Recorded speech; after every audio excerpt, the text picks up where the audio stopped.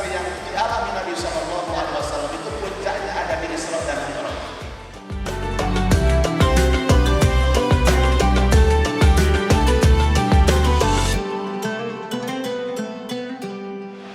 Assalamualaikum warahmatullahi wabarakatuh. Waalaikumsalam warahmatullahi wabarakatuh. Alhamdulillah, alhamdulillahi rabbil alamin. Wa bihi nasta'inu ala umuri dunya wad din. Asyhadu an la ilaha illallah wa asyhadu anna Muhammadan abduhu wa rasuluh.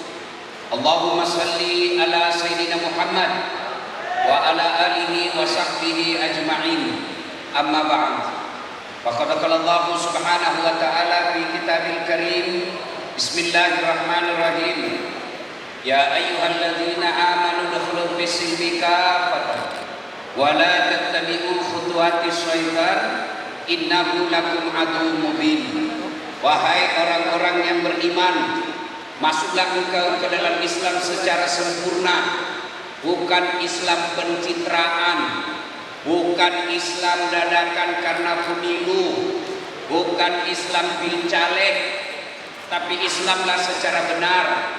Dan janganlah engkau ikuti langkah-langkah setan, karena sesungguhnya setan itu musuh yang nyata bagi kalian. Ketika Bapak Ibu mendapat undangan acara ini, setan di rumah berusaha menggagalkan agar tidak hadir. Tidak usah kau hadir, tidak usah kau hadir. Lebih baik kau tidur, rehat, istirahat, jangan kau datang. Alhamdulillah, kita bisa mengalahkan setan yang ada di rumah, sehingga bisa hadir di tempat ini. Apakah setelah tiba di tempat ini setan menyerah? Tidak, dia goda lagi kita. Tidak usah dengar ceramah, tidak usah dengar nasihat.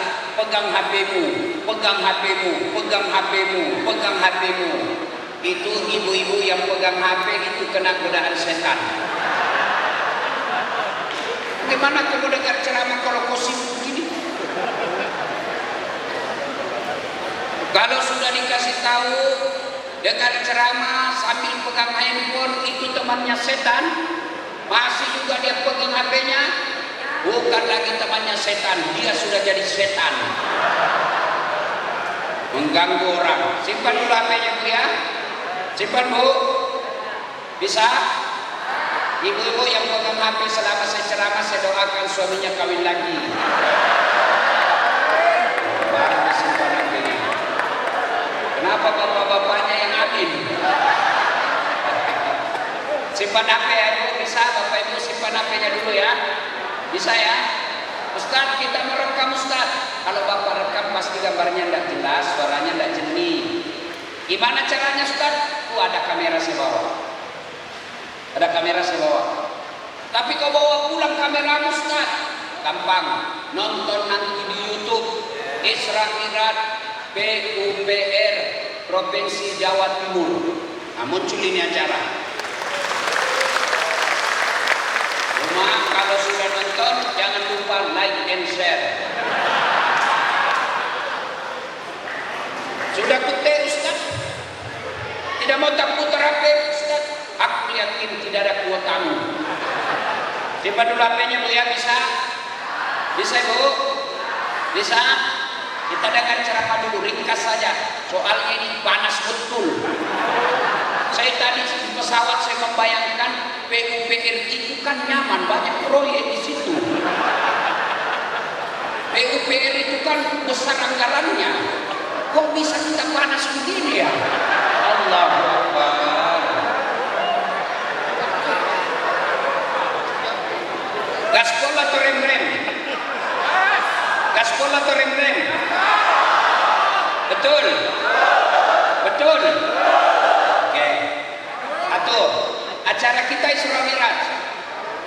Ibu-ibu, tahu enggak tahun apa disebut Nabi Isra Mi'raj? Tahun apa? Tidak ada yang tahu. Dalam Islam itu kan ada 2 tahun yang aneh.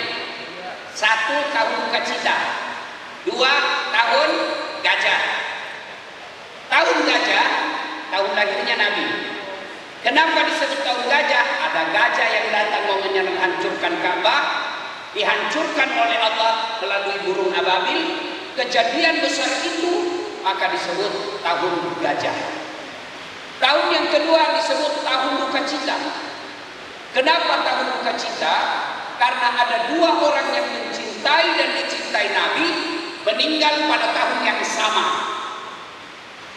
Siapa yang meninggal tahun itu?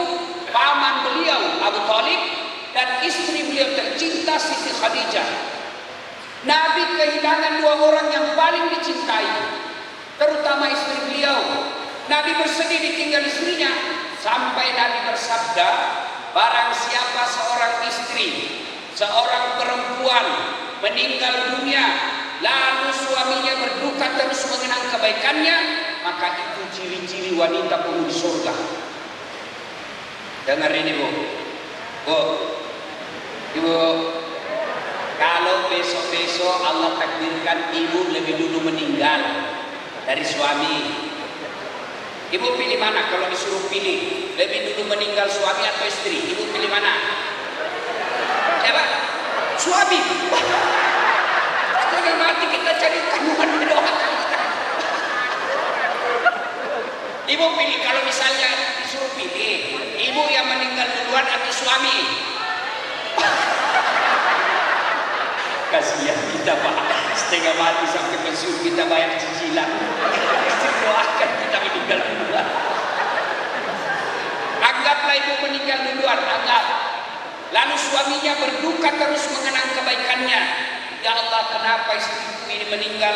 Baik betul ya Allah, meskipun dia suka ngomel, meskipun dia malas urus saya, tapi dia ada belahan jiwaku. Separuh napasku berangkat ya Allah. Nah, itu ciri-ciri wanita penghuni surga. Tapi kalau sebaliknya, begitu ibu meninggal, suami masuk kamar berteriak, "Merdeka!"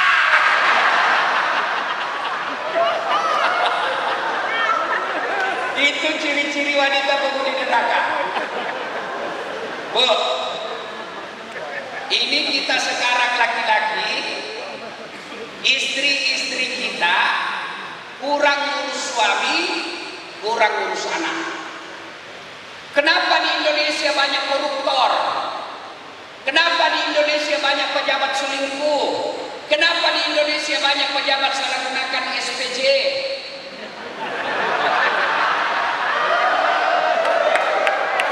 Ada SPJ-nya, tidak ada perjalanannya. Kenapa? Karena orang tuanya gagal mendidik anaknya. Maka istri tidak dilarang bekerja, istri tidak dilarang menjadi kepala bagian, bahkan sampai jadi gubernur pun, bahkan sampai jadi menteri pun boleh. Tidak ada ajaran larangan dalam agama. Dengan catatan tetap memprioritaskan tugasnya sebagai istri dan menjaga anak. Bu, Pak, ini saya baru pulang ceramah dari Singapura. Bersamaan dengan itu saya pulang, kan ini baru-baru ada konser artis dari luar negeri di Singapura. Bapak tahu tak penghasilan kontes itu konser? 15 triliun. Penghasilannya Singapura. Dari mana penontonnya? Paling banyak dari Indonesia. Saya satu pesawat dengan anak-anak gadis, usia-usia kuliah, cowok cewek pasangan pacaran pergi nonton, dan itu bermalam di hotel, kamar yang sama. Bapak bisa bayangkan apa yang terjadi dengan anak-anak kita? Cowok cewek satu kamar, ustaz aja cowok cewek satu kamar, hancur itu ustaz. Apalagi anak mahasiswa yang bekal agamanya kurang. Apa mereka?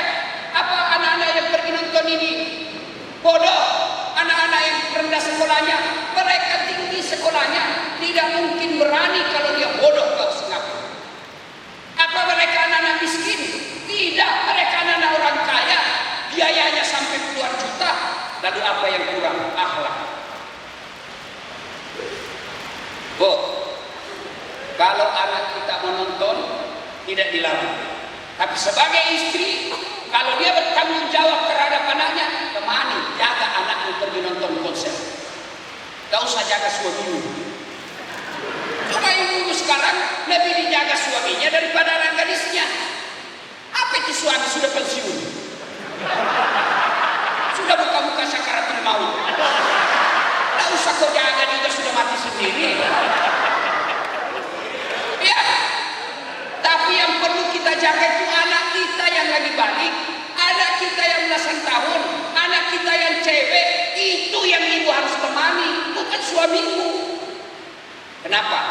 Suami kalau dia berzina, suami kalau dia mabuk, suami kalau tidak dia maksiat, ibu tidak tanggung dosanya. Kenapa? Istri tidak tanggung jawab dosa suami. Tapi kalau anak tidak sholat, anak tidak pakai kudung, anak maksiat, ibunya itu nanti dicari mana ibunya ini. Maka hikmah maulid, jadi istri yang soleha. Nabi begitu dukanya sampai katakan masuk surga istri yang mendapat ridha dari suaminya. Bagaimana menjadi istri yang soleha? Sederhana. Satu, jangan bicara kasar sama suami. Marah boleh, tapi jangan memaki. Sekarang istri Pak, la haula wala quwwata illa billah. Kasar betul mulutnya. Sampai ada orang di Makassar, saya tanya, Pak, kenapa ini Bapak tiap pagi pergi ngopi di warkop? Apa istri tidak bikin kopi? Dia bilang bikin Ustaz, cuma kalau di rumah kopi diminum, ngomelan dirasa. Maka istri yang soleha tutur katanya lembut. Gimana caranya Ustaz? Coba kalau suami pulang, cari nafkah, ngurus proyek, suaminya datang, istrinya 10 menit sebelum suami datang, dia sudah dandan cantik-cantik bersih. Begitu datang suaminya dia sambut, Assalamualaikum kakandaku Arjuna. Kata suaminya, Waalaikumsalam adindaku Srikandi. Itu satu tutur kata yang lembut. Dua, berpenampilan cantik. Kata Nabi, ciri-ciri wanita soleha itu membuat hati tenang di rumah dan membuat pemandangan suaminya senang. Coba praktekkan sebentar kalau ibu pulang. Suami mau pulang, dandan, tapi jangan juga berlebihan. Mentang-mentang sudah dengar begini mau pulang suaminya rambutnya dikuncir 3. Satu di depan, pakai utensil, pakai slow version. Begitu masuk suaminya astagfirullah kesurupan. Ya, berpenampilan cantik dan menarik, bertutur kata yang lembut. Masya Allah. Bapak-bapak mau tidak punya suami seperti istri seperti itu? Mau tidak? Denganku. Mau tidak? Dengar. Masya Allah. Kadangkala kita heran, istri ini kalau periksa HP-nya suami, Masya Allah. Bu, mau sehat jantung suami? Mau? Jangan sering periksa HP-nya. Semakin ibu sering periksa HP, pasti tekanan batinnya makin besar. Ya, maka lebih baik ibu periksa apa? Periksa kondisi kesehatannya. Ini ibu-ibu pulang suaminya langsung bilang apa? Mana HP-mu? Coba lihat. Tanya dulu dong, Bapak mau makan apa? Ibu tahu nggak? Masih ingat sejarah Nabi menerima wahyu pertama? Kan 3 hari itu 3 malam tidak pulang. Beliau kalau bahasa Jawanya bersemedi di buah kurang. 3 hari 3 malam tidak pulang.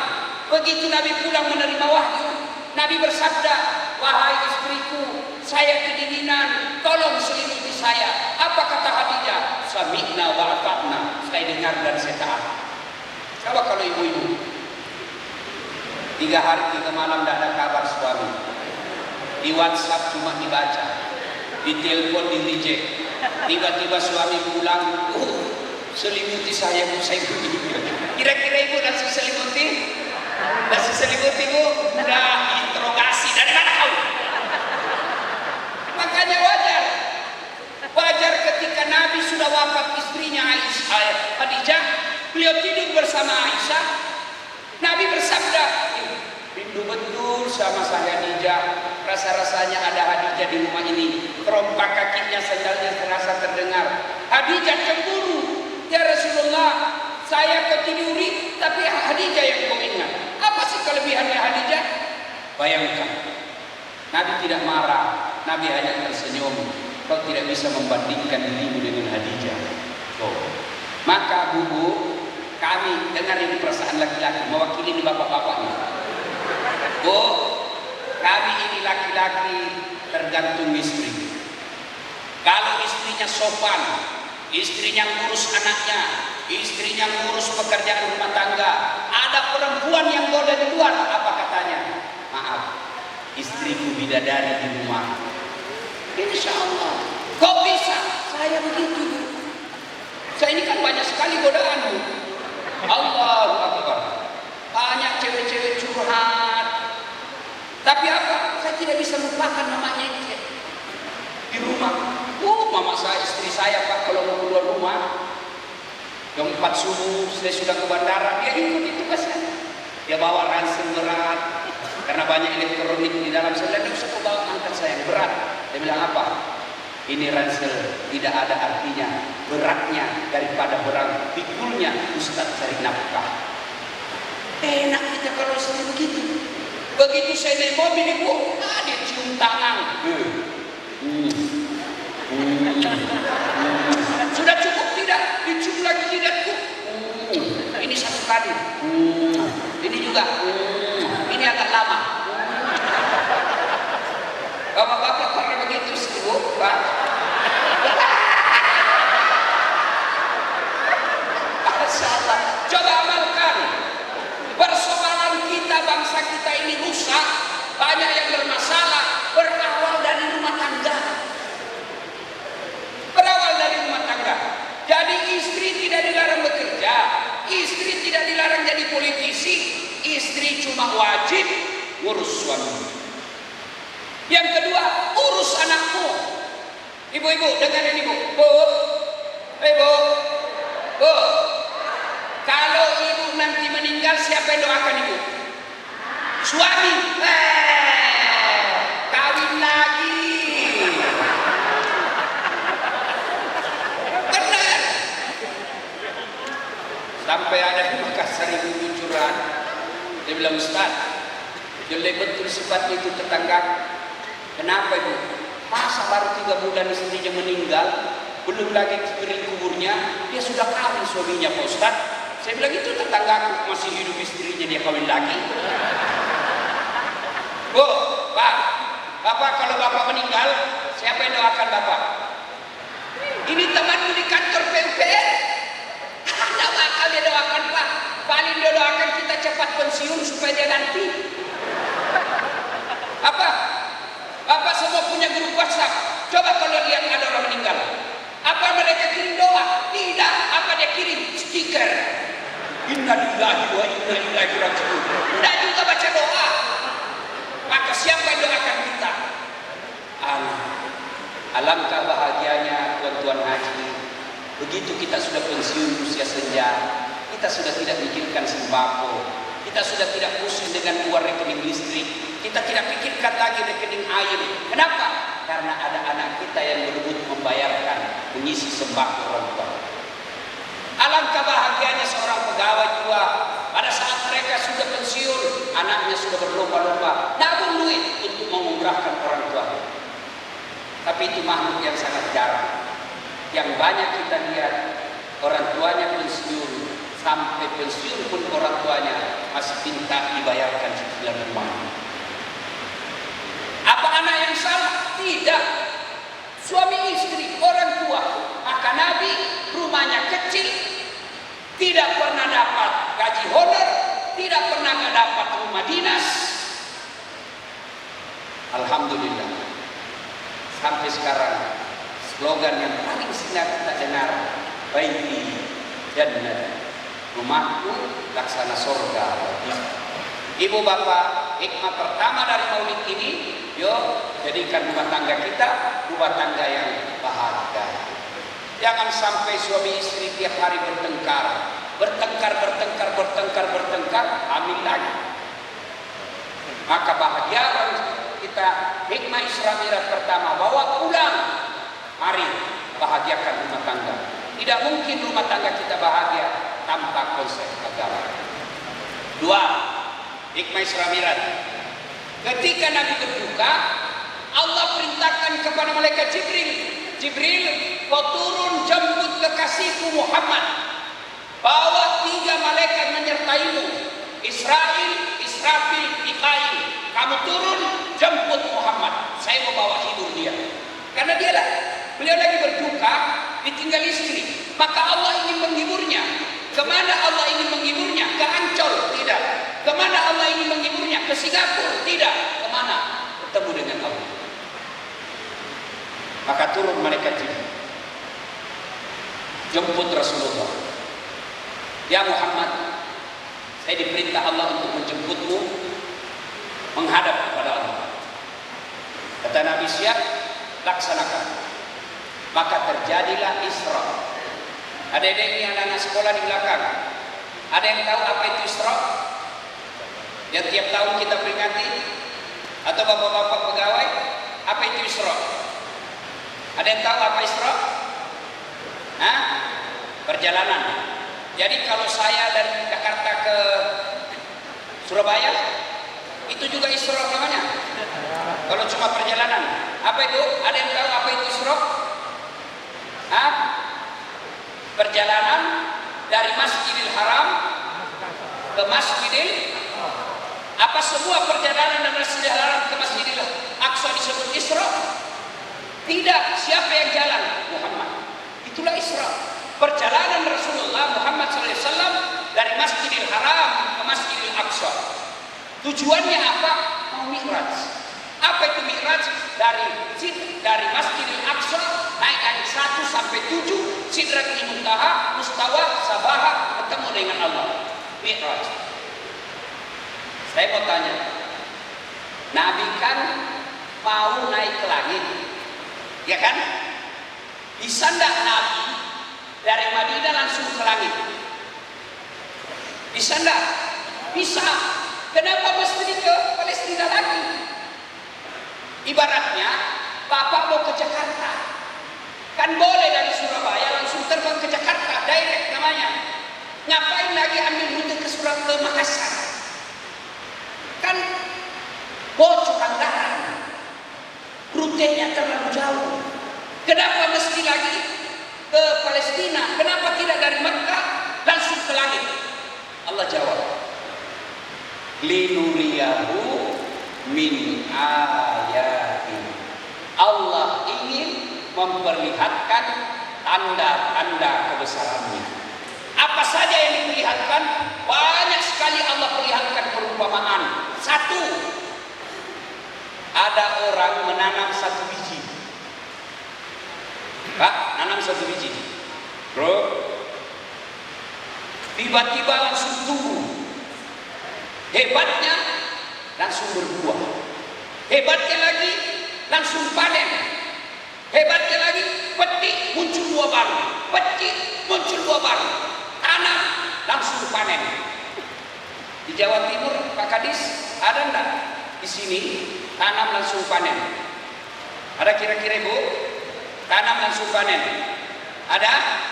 Kalau di Makassar tanam gagal panen. Ini tanam langsung panen. Nabi bertanya, ya Jibril, siapa itu? Tanam langsung panen, hebat betul. Jibril menjawab, itulah umatku warga Jawa Timur yang rajin bersedekah. Bu Ibu mau pohon tanam langsung panen? Mau Ibu? Mau? Sedekah. Bapak-bapak pegawai PUPR mau punya pohon langsung panen? Sedekah. Sedekah. Kalau gaji kita sebagai pegawai negeri, rasa-rasanya berat sedekah banyak. Tapi apa sedekahnya pegawai PUPR? Bikin bikinlah jembatan yang baik. Itu sedekahmu. Bikinlah jalan yang baik yang bisa tahan berpuluh-puluh tahun. Saya melihat tadi pagi sebelum saya kesini, ada saya lupa di jembatan daerah Medan kalau saya tidak salah. Runtuh itu jembatan belum diresmikan. Dan tidak mungkin orang bodoh bikin jembatan. Pasti insinyur ini di dalam. Kenapa? Karena mereka bekerjanya bukan lillahi ta'ala. Bagaimana orang mau bersedekah yang begini? Bukan hanya saja diambil. Ya, pernah dengar cerita pemborong di akhirat itu? Bapak-bapak, pernah dengar cerita pemborong di akhirat? Kan ini SMS-an antara penghuni surga dan penghuni neraka. Dia bilang penghuni surga, penghuni neraka dulu, Mas Bro, bagaimana kabarmu di surga? Masya Allah, enak betul di sini bos. 1 laki-laki 7 bidadari. Dan perawan terus, Masya Allah, hebat. Baru dibayangkan apa yang kita mau sudah muncul di depan kita. Nikmatlah di sini. Kata penghuni neraka, kamu di neraka, penghuni surga, kamu di neraka gimana kabarmu? Aduh, tidak ada enaknya di sini, di blender terus kita. Tidak ada kesempatan ngaso. Bukannya di situ banyak artis, sudah muncul mukanya. Kata penghuni neraka, bolehkah kami jalan-jalan ke surga, situ lihat-lihat keadaan? Boleh, tapi bagaimana caranya? Kata penghuni neraka, tenang. Penghuni neraka kan cerdas Pak. Mana ada yang bodoh penghuni neraka? Coba lihat ditangkap KPK. Rata-rata itu profesor doktor. Tidak ada Pak imam masjid. Iya toh? Nah, gimana kabar? Boleh tidak? Boleh. Kata penghuni surga, tapi gimana caranya? Tenang. Bagaimana caranya? Kami bikin jembatan dari neraka, kamu juga bikin jembatan dari surga. Kita ketemu di tengah. Bagaimana menurutmu? Setuju? Setuju. Boleh. Lelang proyek. Keluar pemenang tender. Waktu pekerjaan 3 hari. Ikat kontrak. Hari pertama, jembatan dari neraka sudah selesai 50%. Hari kedua, selesai 70%. Hari ketiga, tuntas efektif efisien. Sampai dia di tengah. Dilihat tuh. Kenapa jembatan dari neraka, dari surga ini belum mulai? Kami sudah sampai ini. Lihat tadi yang lain penghuni neraka Pak. Kenapa jembatan belum kau mulai? Kami ini sudah sampai di tengah sesuai perjanjian. Kok proyekmu belum jalan-jalan? Apa kata dari surga? Bagaimana mau dimulai? Kontraktor, pengorok, pengawas, panitia ada semua di situ. Di sini hanya pendapat Quran, tidak tahu itu betul.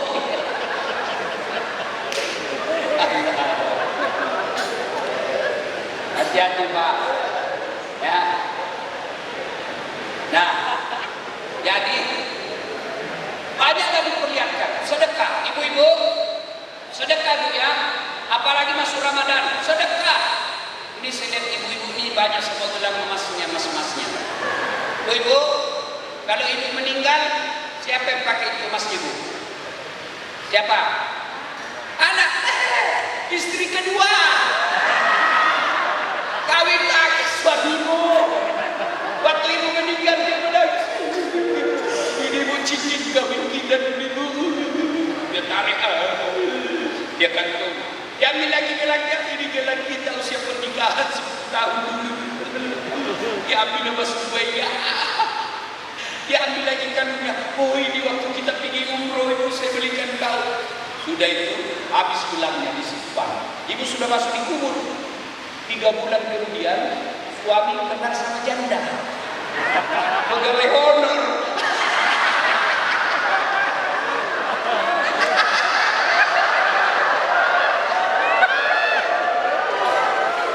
Hati-hati. Sudah itu kenal. Akhirnya yang cincinnya tadi ibu disimpan. Dia bilang, Dek, kamu kan masih pegawai honor. Ini cincinnya istriku yang sudah mati. Maka ibu, daripada emas berliannya ibu dipakai istri kedua, mending sedekah. Sedekah. Bapak-bapak sedekah. Tidak ada orang bangkrut kalau dia rajin sedekah. Kalau bapak tidak bisa bangun masjid, minimal sumbanglah tinggal di situ.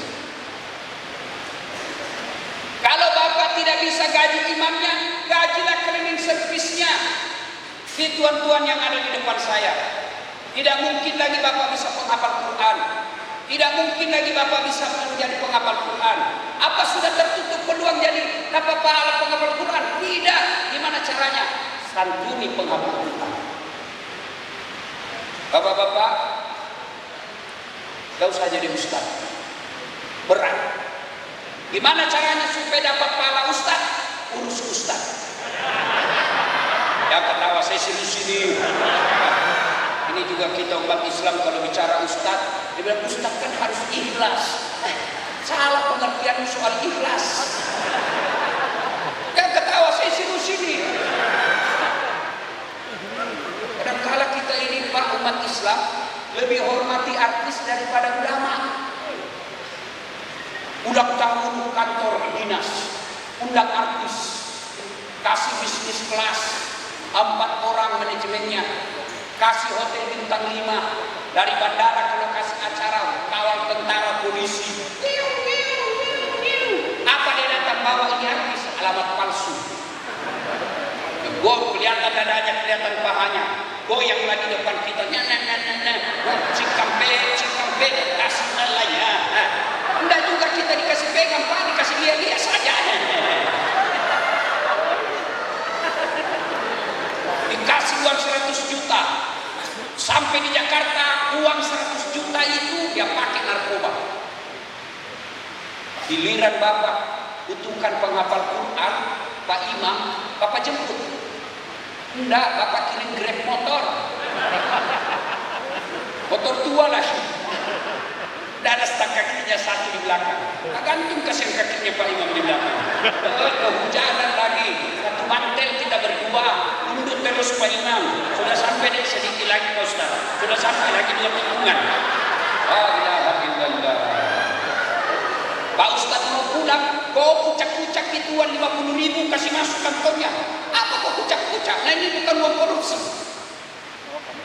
Kata suaminya ini, masa kau cuma kasih itu 50.000? Dia tinggalkan itu rumahnya 1 jam. Dia datang berkah-berkah ini rumah supaya berkah. Masa cuma 50? Apa dia bilang istrinya? Ya sudah tambah di situ 1 pisang disisir. Kasih juga ini buah salah 10. Gimana anak kita mau belajar agama? Giliran kalau pejabat datang kita cium tangannya. Padahal baru 10 menit yang lalu tanda tangan korupsi. Giliran ulama kebutuhkan atau tidak menghargai. Wajar hidupnya susah dan tidak bisa bahagia. Bersedekah. Saya juga pernah diundang di Makassar, Pak. Kan saya kalau di Makassar, satu malam itu biasa 2 acara saya. Selesai saya ceramah pertama, diundang lagi, pergi lagi, Pak. Cara kedua, lari-lari, panitianya, tunggu dulu Pak Ustaz, tunggu dulu Pak Ustaz. Kenapa deh? Tunggu dulu. Oh, si panitianya Pak, dia kasih si amplop. Ini Pak Ustaz, langsung kusambar, masuk kantor. Selesai, saya duduk di mobil, saya buka itu amplop. Salah kasih dia, Bu. Apa isinya? Dia kasih saya susunan acara. Begini Pak, gimana mau hidup kita berkah kalau kita terlalu pelit? Sedekah. Demi Allah tidak ada orang yang hancur hidupnya gara-gara sedekah. Yang banyak hancur hidupnya gara-gara apa? Caleg. Habis duitnya, itu kan sedekah. Bukan, dia sedekahnya pasti bukan karena Allah. Sedekahnya pasti karena mau dicoblos. Sedekah. Ibu, mau tertolak bencana suami, tidak digoda perempuan. Mau Ibu? Mau? Tipsnya sedekah. Namanya tolak bala. Siapa yang mau dipanjangkan umurnya, kata Nabi, dimurahkan rezekinya, tertolak dari bala bencana, maka hendaklah dia bersedekah. Sedekah. Insya Allah dengan sedekah Allah tolak segala bala bencana dalam hidup. Kalau ibu bapak sudah selayaknya sedekah, tapi tidak mau, Allah paksa keluar uang kita. Caranya apa? Tiba-tiba anak kita tabrak polisi lalu lintas. Bayangkan Satpol PP aja ditabrak, Pak, kita sudah bingung. Ini polisi lalu lintas dia tabrak, habis duitnya puluhan juta hanya untuk urus perkara. Kalau dia tidak mau sedekah, Allah paksa keluar uangnya. Kenapa? Tiba-tiba anaknya narkoba, tiba-tiba suaminya selingkuh, habis percuma uangnya. Karena apa? Dia keluar duitnya karena dia tidak mau bersedekah, Allah keluarkan secara paksa. Sedekah. Yang kedua, ada lagi dilihat Nabi.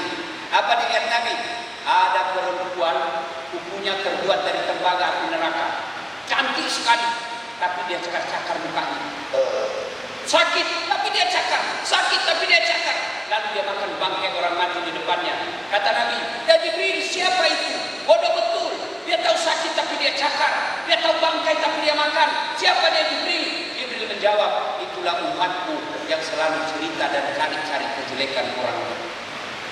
Bukan gosip. Ini begini-begini itu masih gosip itu. Ada yang masuk dari sana, dia tidak cerita, tapi dilihat dari ujung kepala sampai ujung kaki. Dia tidak gosip, tapi mukanya sini.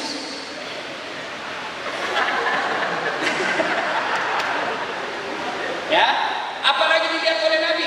Tadi yang ghibah. Apalagi dilihat oleh Nabi. Ada lagi orang, Pak, dikasih makanan yang halal yang harum, dan di samping kirinya dikasih bangkai bau lagi bernanah. Mana dia pilih? Suruh pilih-pilih. Mana dia pilih?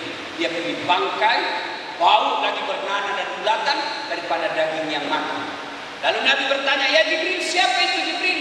Jibril menjawab, itu umatmu yang suka berselingkuh. Bapak-bapak, istri di rumah halal, tapi bapak lebih senang yang di luar.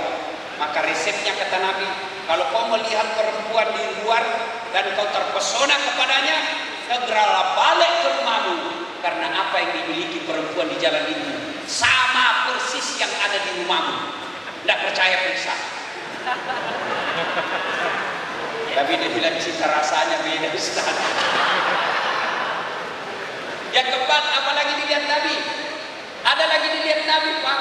Tangannya tangan manusia, kakinya kaki manusia, badannya badan manusia, tapi kepalanya ular dan keluar menjulur lidahnya, menjilat-jilat. Kata Nabi, ya Jibril, siapa itu Jibril? Jibril menjawab, itu umatmu yang suka cari muka dan menjilat-jilat di kantor. Nah, ini kantor begini yang paling banyak. Menjilat. Siapa gadis? Siapa? Siapa?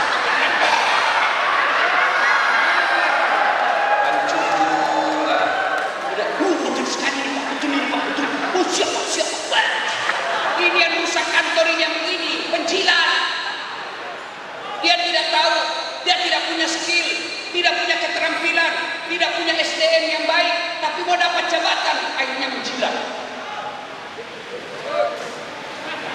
Gagal sama Pak Kadis, dia masuk ke istrinya Pak Kadis. Dia tahu, karena biar Pak Kadis mau, kalau istrinya tidak setuju, tidak jalan istiqamah. Penjilat salah satu yang digambarkan oleh Allah ketika Nabi Isra dan Mi'raj. Banyak yang dilihat oleh Nabi, tapi waktu yang terbatas.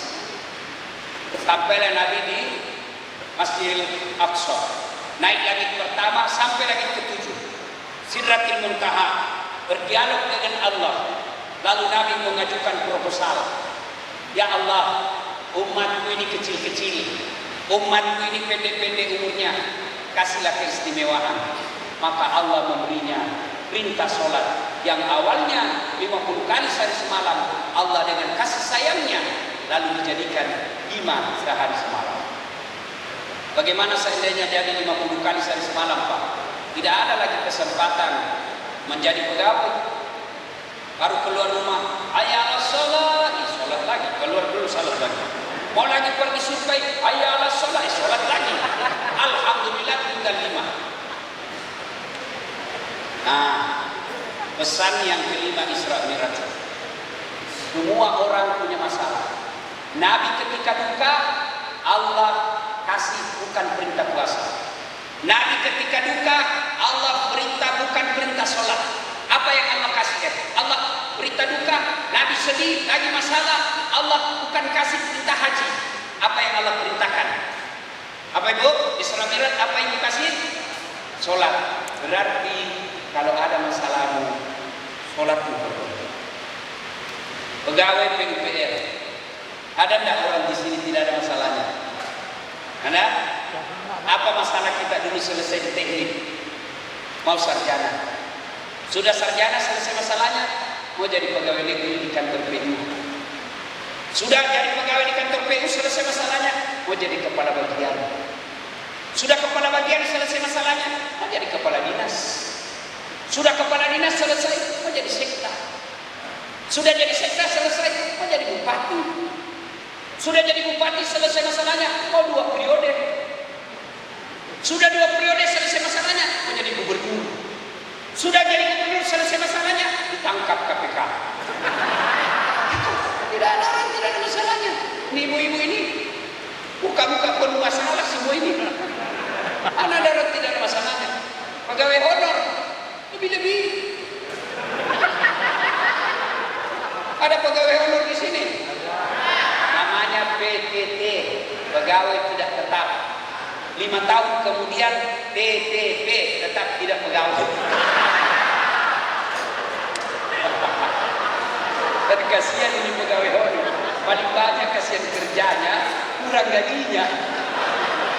Yang punya ini kan sedikit-sedikit kerja kau, kerja kau. Padahal mestinya dia lebih kerja karena lebih jelas gajinya. Sabarlah. Pegawai honor itu saya tahu lagunya. Berakit-rakit dahulu, berenang-renang ke tepian, sakit-sakit dahulu, susah-susah dahulu, lalu kemudian tetap susah. Jadi Bapak Ibu, ada masalah, perbaiki sholat. Kalau di kantor banyak betul masalah, pasti sholat kita tidak beres. Rumah tangga kita tidak pernah berhenti masalah, pasti masalah dalam sholat. Adik-adik yang lagi pegawai awal-awal, tidak usah kau cari muka sama kepala dinas, tidak usah cari muka sama gubernur, tidak usah cari muka sama manusia, capek. Lebih baik ke sholat.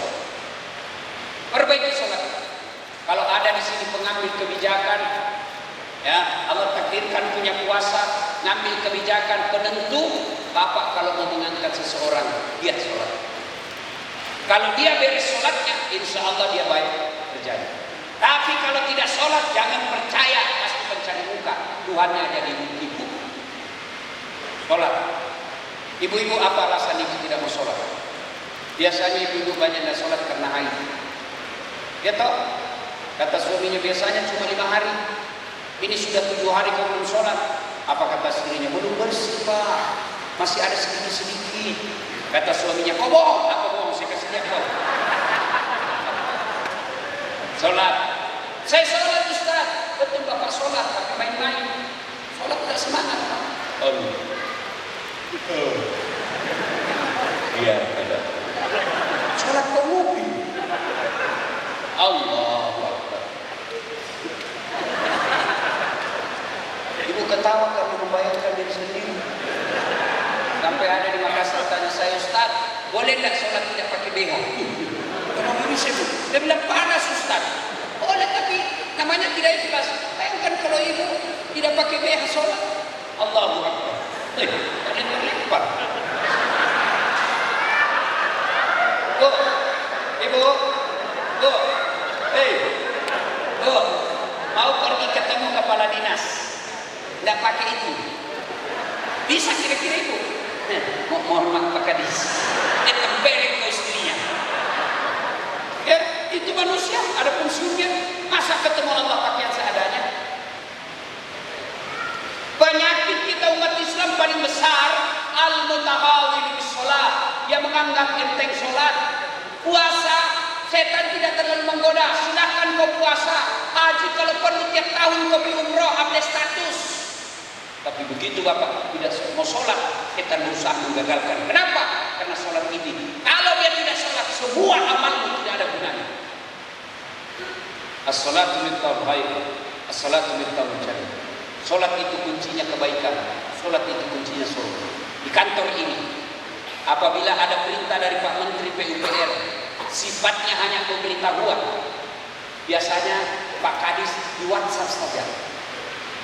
Tapi kalau SK, ada pengangkatan, SK tidak boleh di WhatsApp. Pak Kadis datang ke Jakarta jemput. Kenapa? Perintah puasa ayat saja turun. Perintah haji ayat saja turun. Perintah zakat ayat saja turun. Tapi ketika Allah perintahkan sholat, bukan ayat turun.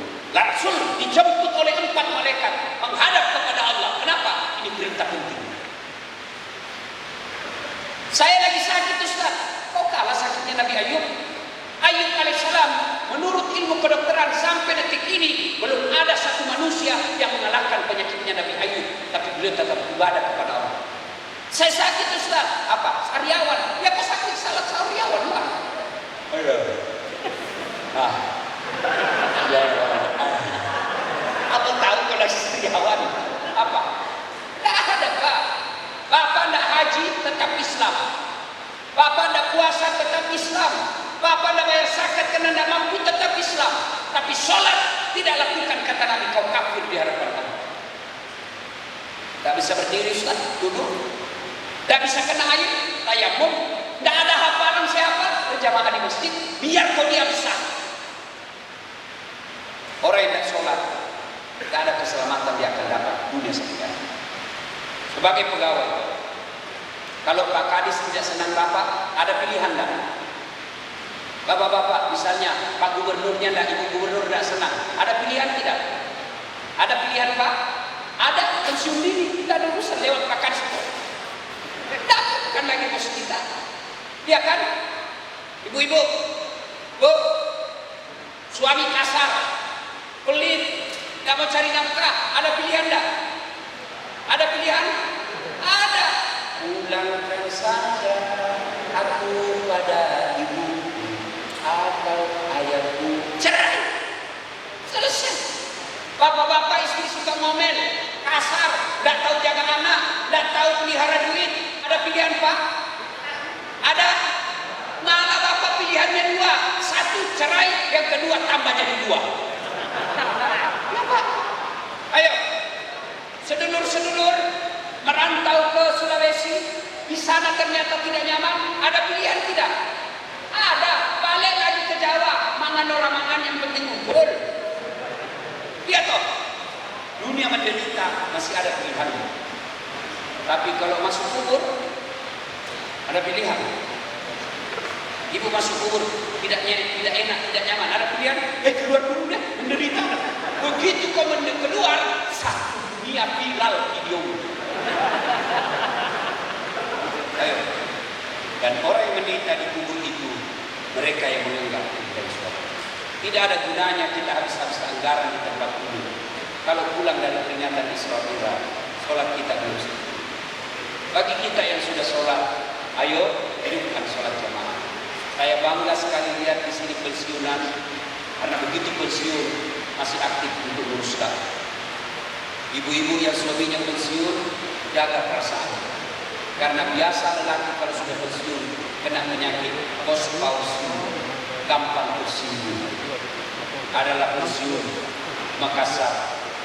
Dia curhat sama saya, Ustaz, kenapa akhir-akhir ini saya gampang tersinggung? Biasa karena waktu aktif selalu pagi-pagi sudah ke kantor. Ini sekarang pensiun tidak ada kegiatan. Jadi saya nonton lagi di baring-baring ruang tamu. Ada di situ kucingnya kemanakan, kucing di situ juga ikut baring-baring sama saya. Lewat istri saya, dia bilang itu kucing. Apa ini kucing? Pagi-pagi tidur saja kerjanya. Kucing ditendang Ustaz saya yang tersinggung. Itulah perasaan suami-suami tersinggung. Alhamdulillah Pak, kalau Bapak sisa-sisa waktu yang Allah titipkan, Bapak ngurus masjid. Ngurus rumah wali kota saja sudah bahagia, apalagi ngurus rumah Allah. Insya Allah Bapak yang selalu ngurus badan dakwah ini, Allah janjikan husnul khotimah. Mudah-mudahan ada manfaat. Lebih dan kurangnya mohon dimaafkan. Usikum wa nafsi bitaqwallah wastabiqul khairat. Assalamualaikum warahmatullahi wabarakatuh.